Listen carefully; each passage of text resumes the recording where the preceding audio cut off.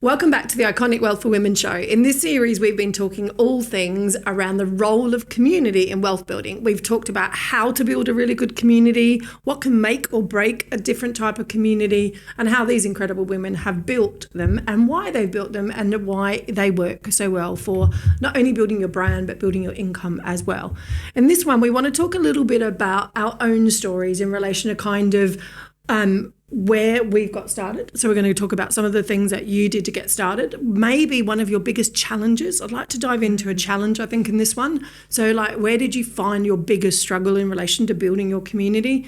And then we want to go into relations to how you can leverage other people, other communities to grow your own as well. So the benefits of doing that, maybe it's speaking, maybe it's like we said, we're just talking about guest experting, things like that into other people's communities. So Laura, I want you to get deep. So obviously you're known as the connector. So obviously it's sisterhood, things like that. But what's been one of your biggest challenges around doing that? So where did you have to maybe step out of your own comfort zone? Like, what did you have to do differently or feel differently about to actually make a success with your community? I mean, if I think about the super connector, I think it is the fact that we've resisted all temptation and requests to monetize it. Yep. Now, equally, don't get me wrong, I'm a businesswoman. If I was to put labels on it and be crude, it is our most highly effective lead magnet. It's frictionless. If you're a woman in business, why wouldn't you join it? So obviously we do end up getting a high proportion of clients through that, but that's not through the hard sells. It all happens really naturally. Yeah.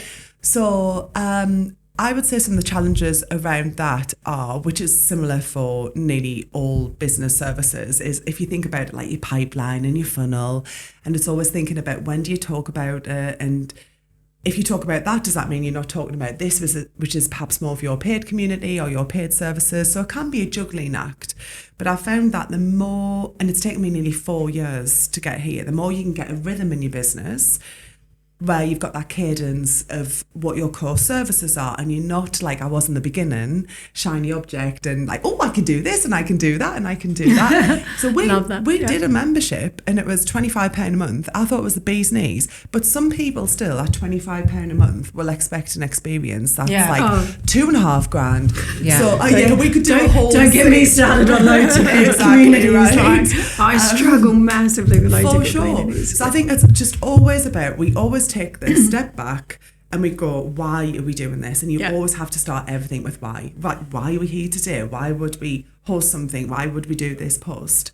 And I think once you get clarity on that, and if you don't stray from the path too much, that's where you can double down. And words that I personally used to find a massive turn off, like processes and systems and structures. I'm like, actually, that really keeps you right. Because actually, I think to be a good business owner, you've got to turn up and show up on the days when it feels mundane, when it feels like Groundhog Day, because that's where you will separate yourself from the people who are in it for a hot flash. And then when it starts getting, it's like relationships, isn't it? When it starts getting repetitive, you're like, nah, I'm out. This is boring. I'm going to go for the next buzz. Yeah. But I think that's really powerful. So I talk to obviously a lot of women in business over the time, and the thing I see the most is where they start something, it works. Yeah. And then they stop and they never do it again. And I'm like, why? Yeah.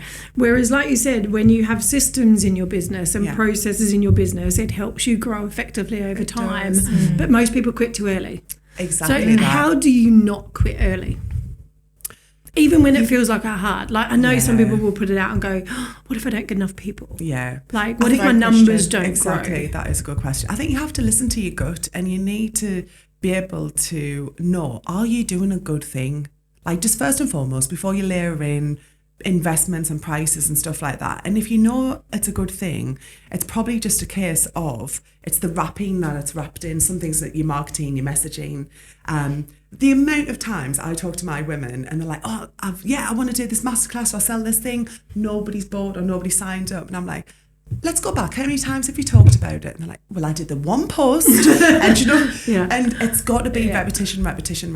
Yeah. But we all think we're talking too much about our stuff, don't we? Yeah, you can't be afraid to do that. So often, though. But they forget that actually the vast majority of people do not see every post. Yes. It's very rare that anybody sees every single post. So if you're hitting them on 4 different social media platforms and by email, chances are they may see 1 or 2 of those a week. So they're not overwhelmed by it. Only you're bored about hearing about it. I've learned that marketing the Organic event, because I used to think, I'm doing loads of marketing, and I used to think there's lots going out, and then you look and you go like, someone said, oh no, you haven't even seen you yet. Exactly right. And they're in the community, they're in the space, and you're like, how have you missed all the emails? So it's don't like, assume if you're not going to be unapologetic about what you're doing, no one will ever be as powerful to support your mission as yourself. Exactly. So if you're going to dull it down, shy away, not post, quit, get embarrassed, decide you're going to only do 1 rather than 3, the only person that's going to be impacted by that and that you are ultimately letting down, I know that sounds drastic, but it's true, is yourself. You're the only person that's not going to benefit from you going all in unapologetic. Danny Wallace talks about this. She says, if take your ego out of it, what is it she said? Take your ego out of it. It's not about you.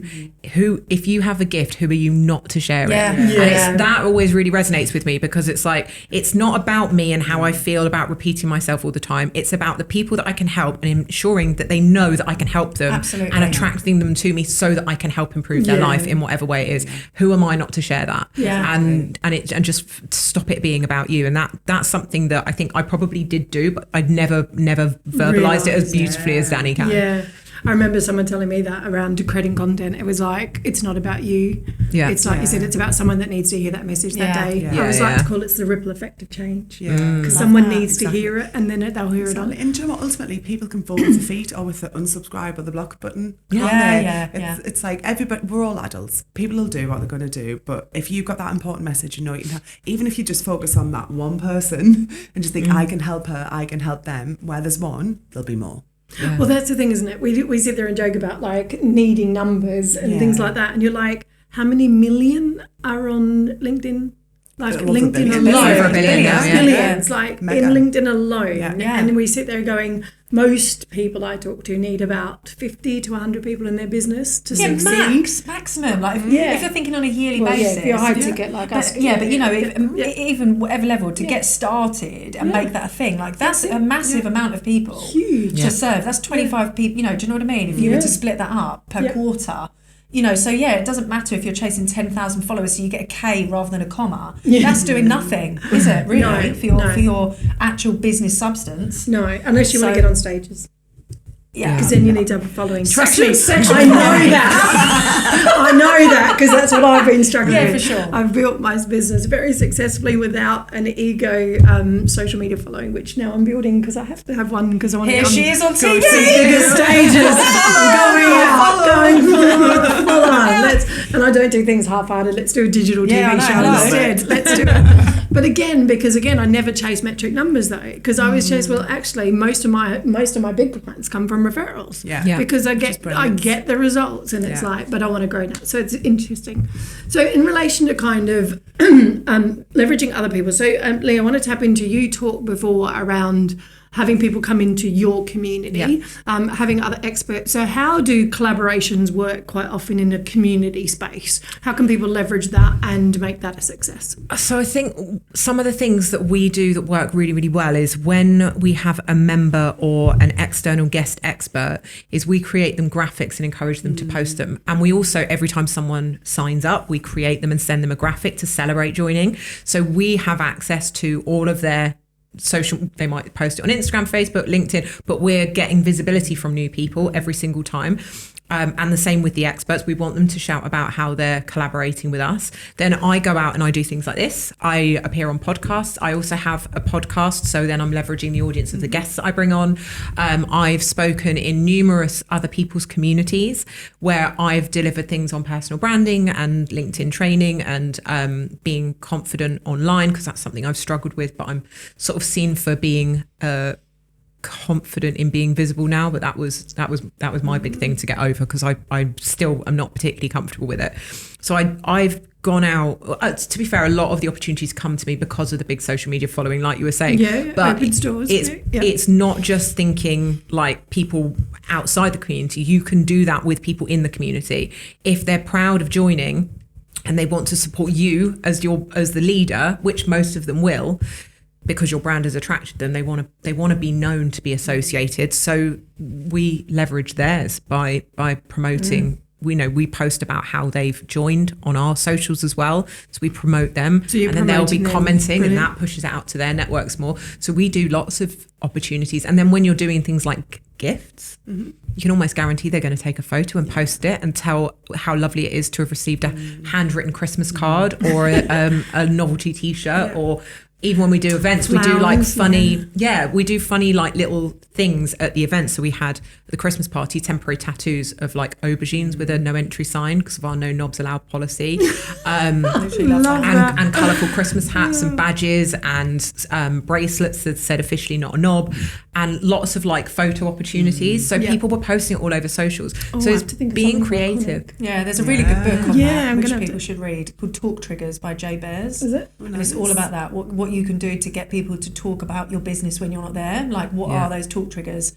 And that's some of those things, whether it's photos, whether it's gifts, whether it's t-shirts, things that get people speaking about the thing without them saying, go and work with them because they give you this. But you're just talking about the brand. So you do need to think about that. To think about something fun for Iconic. I didn't know I was good at it, but I've got a brain that goes to these things, and I love it. I'm like, and I've had a great, I can't tell you because I don't want to ruin the surprise people, but I've had a great idea for one, and I'm so excited about doing it, but I haven't found a supplier that do them yet. And oh my god, this is going to be amazing when I can actually get it sorted. So you have to be shared, because privately, Lenny, because I might put it with the supplier. Off TV. Stop filming. Sorry about this audience. You get a rowdy like they get. Right, in relation to your story, Sarah. So obviously, we know you as a lot of the content queen. Like, we were just joking that how quickly she puts together reels, content, things like that, because you've really engaged and embraced your community on, especially on Instagram, I know. But it was never natural to you, was it? In a way. Well, when I first came online in 2016, I actually had a Facebook group. So I leveraged Facebook way more than Instagram. So I had Instagram, but Instagram back then was literally images. You couldn't do live stories, reels, highlights. You couldn't do anything. I wish it was only about two things you could do now. It feels all too confusing for me. It was just photos. Yeah. And I love photography. So I was on Instagram more because I love taking pictures. I've always travelled. So I did have Instagram, and that was filled with photos and all of those things. But I leveraged Facebook. So I had a Facebook group, and that grew in the first year to 3,000 organically free. But obviously, again, back then, in 2016, that was all you had, really. It was very different, and I completely validate that. If you're starting, it's not as easy to do those things. Organic reach on Facebook is horrific these days. So I completely get that. So I had Facebook maybe for 3 years, but my first business was in anxiety and mental health. So when I first came in 2016, it was called A Happy Mind, and it was all around anxiety and mental health. I was still teaching full time. I'd set up a podcast. I self-published a book that became a bestseller. I ended up speaking on stages with people like Paul McKenna. I was asked to go to America, so it just kind of like blew up, really, which was great. And then in 2018, that's when I transitioned into business, because people wanted to know how I'd built a brand, how I'd built a community, and how I'd made more than I made in my teaching career so I could live teaching. So it was very real and very accessible. So I then transitioned. So A Happy Mind left my Instagram handle and my Facebook, and it became Samantha Hearn in mid 2018. So I didn't really create content like I create now on Instagram because I did it in my Facebook group. So for the first 3 years, I did a live every Friday when I finished school, and every Sunday. I did 2 lives in the Facebook group every week for 2 years. Wow. And then I did just Fridays because I started with, I dropped a day at school. And then I transitioned more heavily into Instagram in 2018 when I went more into the business space. So I wasn't really creating content like I am now because it wasn't needed. It didn't exist. It was lives. And the thing is, again, I come from a teaching background. So presenting is what I do. I had to stand in front of 30 teenagers 6 times a day. And I was, and they're the biggest critics. And I was head of sixth form, so every day I do an assembly to 200 17 and 18-year-olds. So like speaking is just what I've done. And when I went to uni, it's institutionalized. So I did a teaching degree. I did a 4-year teaching degree. So every year you actually went on placement to schools and you taught. So as soon as you were in school, you were in. That's it. There was no real time to think about it. It was like, right, you're on, and you had to. And every school was like, you can't plan it. You need to just go and teach. At least 1 lesson a week. You have to just go and teach, because you have to be able to do that. You have to be able to do it on the fly and captivate. So it was quite natural from that perspective, because it's all I've ever known. But what was your biggest challenge then? My biggest challenge was actually when I transitioned from the anxiety mental health into Samantha Hearn fully, because I had such super fans, and they felt like I was letting them down. They felt like I was leaving them behind. What are we going to do without you? I need you for like my mindset, my positivity. You've got too big for us. You think you're better than us. It was difficult. Of course, that was like a 10%, but that was a hard transition for me, because I am a chronic people pleaser, and I still struggle with that now. That's my biggest trigger, abandonment, obviously from my childhood. So I don't like that. It makes me feel very uncomfortable. So my growth was making other people unhappy. And I did find that hard, because I was just trying to serve another community that I knew I had the answers for. And I'd done it in like living, breathing examples. And you wanted to go into and I wanted to help them more. But there were people that felt like I was letting them down because I'd got too big for my boots and, blah, blah, blah. That's probably... There's another one, but that's probably the biggest challenge that I had when I first came on. Everyone was loving it because it's new, and they're like, "Oh my god, this is great!" And then it got to a point where I've left my job, and people are like, "Oh, all right, it's all right for her." Then I had the whole thing of, "Oh, now she wants to go into business, and it's all about money, and she's just been greedy." So that was probably my biggest. That was my biggest navigator. I think that's an interesting one for us all to tap into, around kind of the judgment side of it. The kind of, we talked the other day about trolling. We've talked about, backlash over even celebrating successes and things like that. What's been your experience of that? I struggled at first when I first got on LinkedIn, because I had always been told the way I looked would never be accepted in corporate, and I just sort of accepted that and internalized that, and just assumed I'd never be able to make it as anything impressive. So I just didn't try. And then when I got onto LinkedIn, that message was reconfirmed quite a lot. There was a lot of people that were dismissing me as, a blonde with tattoos. She's got no value behind her. There's no substance. She's just popular because of how she looks. And I think people had perceived me to be younger than I am as well, because of the blonde hair. I did think that for a while. Yeah, I used to think you were really young. I'm nearly 40, so like I'm not. Yeah, I remember doing that though with you. I do. You definitely went clubbing as well. I do. I remember thinking you were like really, really young, and I was like, oh man, she's smashing it. She's so young. And then someone said to me, she's about the same age as you, Carly. She's not matching it. I was like, really? Like, no idea. So you were. What happens when you don't get married? Your own. Exactly. See, one child, no husband. I'm keeping my young looks. I've got no kids. There's no stress. Sorry about that. So I think that was one of the biggest things for me to overcome. But also with the negativity that I was getting, there was a lot of positivity as well. Don't get me wrong. There was a lot of support, but there was a lot of diminishing me and writing me off as a bimbo who's just getting attention for aesthetic reasons rather than like my knowledge and intellect. Which is why I took shelter in places like Clubhouse, where it wasn't about what I looked like, it was about what I said. And then I had a lot of like pushback from people that were in my industry, but I'd stepped into LinkedIn training after only using it for 6 months because I was getting results and people wanted to know how. So COVID happened, and I had to basically pivot my existing transcription business that was earning me minimum wage, and I was still on benefits.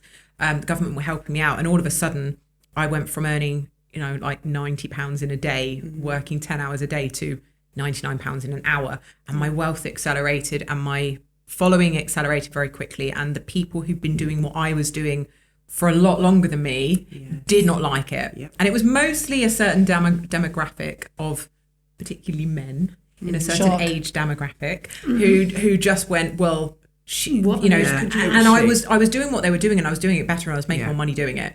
And I get it, because I probably would have been a bit pissed off if it had been me looking on. Now, I think I would have probably gone, well, why her and not me? So that became then obviously about my appearance. But my hardest thing with that was I was never actually comfortable being in the limelight. I'm an introvert, chronic introvert. I'm not a social butterfly. I can socialize, but it takes a lot of effort. And I like my privacy, and I like to be like go on. I know it's a juxtaposition based on what I look like, but I like to just fly under the radar. And so I had to get comfortable being in the spotlight and being to some extent idolized by some people and put on a pedestal and having all these expectations of what I'm like. And I'm like, well, what if I disappoint them when I meet them, because I'm just very ordinary? Like, they've got this idea of who I am, and I'm very, very ordinary and boring on my day-to-day life. So I still struggle with that. That's not something I think I've ever been comfortable with. But I've also refused coaching to get me comfortable with it, because I think it's also kind of part of my charm. I'm that awkward. So I don't want to lose that, because I don't think I'd be me anymore. So well, why should you have to change? It's like, again, you're still impacting, you're still doing what you need to do. You don't necessarily need to even change that. And I do dream of the day when the whole brand is so big that I can just fade into the background and it lives on without me actually having to be the person at the front forever. But that's probably been my biggest challenge throughout the whole thing, is just being comfortable being the lighthouse that attracts people into the business and accepting the sort of responsibility that comes with having a influence online and having to be careful what you say and what you interact with, and don't react when I'm emotional, because I might say something that's going to get me cancelled, or that extra layer of awareness. I am authentic online, but it is curated authenticity, because there are consequences for your actions when you do things so publicly. So that's somewhat stressful at times. I really love that, though. I think that, and again, the authenticity is one of the hardest things, I think, to take online sometimes, because it's like, I find that I'm a bit of a homebody. I've done loads of travelling, I've been out there, I've done lots of stuff, but now I just like to chill a bit more, and it's like I'm at home a lot, and then I go, well, I don't want to show that to everyone, and I think, should I be doing more glam stuff? Like I do sit there with Instagram influencers and go, well, maybe I should be doing more of this and more of that, and it's like, no. You don't see photos of me on the sofa covered in cats and dogs and children and like curled up watching crime documentaries under my weighted blanket. And I don't buy designer handbags and things like that. The more you do show like that, where I've done posts like with no makeup on, which for some people it might be like, that's a big deal for me, with no makeup on or whatever, talking about my weight journey or whatever else, that brings in your people, because they can see a part of them. But you have to work out where your own boundaries are. You do. You become more comfortable sharing more when you realise how much support there is, and the more of a lighthouse you become, and the more you understand what your audience, your community responds to well and aligns with, you sort of end up tailoring your content more to that. So I talk a lot more about my being a single mum, because I know that people really warm to that and relate to it, and I'm comfortable sharing that. But I don't really talk about things like romantic relationships or really relationships beyond that. Occasionally I'll mention my sister, but I don't talk about my friends that are outside social media, because I don't, that's not my story to tell. But I always say to people, like, what you're comfortable with now, give it a couple of years, you will be a lot more comfortable, because you'll feel like you've found a tribe of people that, and you don't notice the judgment so much. I think that's really bad. I mean, I never used to talk about my weight ever. Like, it was just something I would never share. It was too vulnerable for me. And it's really interesting, even just going through surgery. Originally, I didn't share it on social at all. And the girls were like, aren't you going to share that you've just done this thing? And it's like, it's really empowering. They saw it was really empowering. And I was like, no, it's really private. I'll share it when I'm ready to share it. So I'm like that. I have to... There's filter things that I'll be more than happy to be. That's not more than happy to be open. That's exactly, you, isn't it? And there's so many. I mean, I'm not on TikTok, but the things you hear about on TikTok, there is something for everyone. Oh my God, there's a kink for everyone. There's a weirdo for everybody. There is like people will just. I still want to go and put my feet stuff online and make lots of money with that. I'm very tempted by that. My feet are tattooed. I'm like, I would make a fortune. Make a killing. We were talking about that the other day. The old OnlyFans. It's like, I reckon I could get one for one each butt cheek. But I always say multiple income streams. I always say your personal brand is not the same as your personal life. No, that's like my biggest tag. I always say you're there to get exposure, not to feel exposed. Yeah, for sure. Oh my gosh, I love it. It's true. You know, like you can't. And if you don't feel safe, like you were saying about your home, there's so much of all of us that is so personal. Yeah. If you don't feel safe in sharing it, when it's received, you won't know what to do when it comes back. And the whole thing we're talking about is community and how you create community. And if you then shut that down, it's almost like, why did you share? Because you don't want to engage in a conversation. So if you're not ready for that, then it's better that it just stays yours until the time like, that don't you are. talk about things like your mental health at the time when it's very low, because you will get so many responses from people that you will not be ready to deal with, because people have a tendency online to trauma dump, and they'll think they're relating to you by telling you their trauma, but actually it's just it's worse. I didn't share about my weight loss until I was on the other side of it, because I was like, I was using weight loss injections, so I've been really open about it, but I wasn't at the time, and I just sort of avoided the questions about it. But out of a sense of responsibility, because I didn't want to endorse or promote something that I wasn't sure was going to last. So I waited till I was on the other side of it to go, am I still keeping this weight off? Did it work? Did I get awful side effects? Has anything bad happened? Okay, it's all been really positive. Now I'm comfortable talking about it and being honest, but I couldn't be honest. And a few people were like, well, why weren't you honest about it? And I said, look, out of a sense of responsibility, I don't want to promote something that isn't effective, but or that I'm ballooning back up again. I did For the me, exact I'd same. obviously tried loads of things, and I was like, well, what happens if it doesn't work? Like, again, I just didn't want to talk about it. It was very personal to me in relation to my journey. And you have to think about those things when you've got an audience. I did exactly the same. We couldn't get pregnant for 6 years. We were trying to conceive in private. No one knew that. And then we did IVF. And no one knew.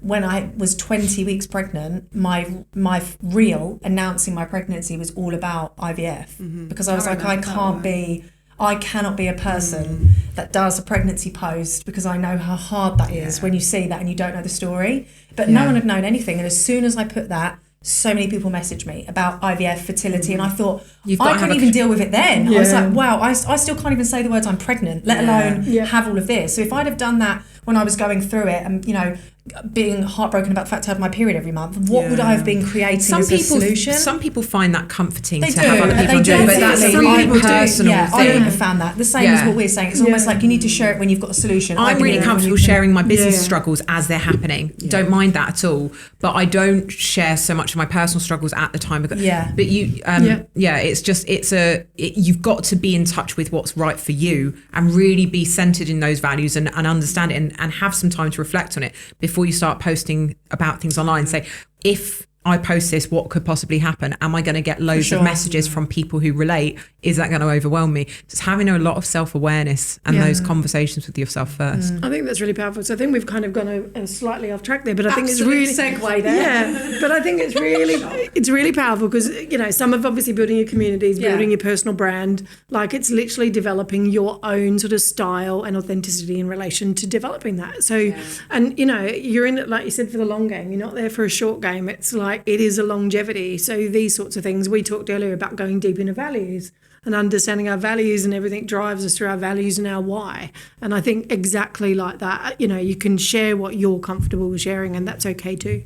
And I realised that, when I first got started, one of the biggest things for me was everyone was doing this glossy. Like I tried to model a coach when I first got started, because that's what they tell you to do. So I modelled this coach, and I thought, I'll go and take my fancy pictures in front of Paris and all that sort of stuff. And I love to travel, and I'm okay with that. But what I don't do, I'm not a designer girl. They're like, designer handbags do nothing for me. I'm not a brand girl like that. I'm like, put me in a country pub and I'm a happy girl. So for a long time when I got started, I struggled with that, because I was just like, well, I'm trying to be this person that I'm not. And again, I'm direct, I'm Australian, I'm like completely different to a lot of the English culture. And so as soon as I started getting authentic was as soon as my business started to grow, because it was like you said, you attract your tribe in. So hopefully if you're sitting and listening, you started to think about what might be your community, where could you use it, what type of role could you use a community in building your own wealth. And in the last section we're going to be going into some practical stuff. So we're going to do a rapid fire round in relation to how you could start today if you're starting from zero, because remember, these girls are not lucky. We've heard that before, because they've got communities or they've got big success. It's actually because they started from zero, just like you are potentially today. So we're going to get into that very, very shortly, and we'll see you back here in a moment.